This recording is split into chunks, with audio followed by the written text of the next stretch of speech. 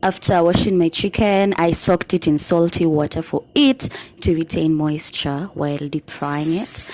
The onions, I wanted them to be brown.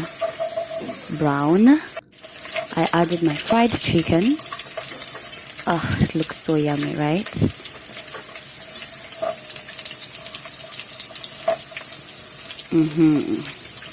Then I added some paste which had onions, capsicum, curry powder. Yes. Then I added mala with tomato paste. Hapa ndio gasi iliisha jamani. I was in devastation and denial. Nakoroga, I'm like, I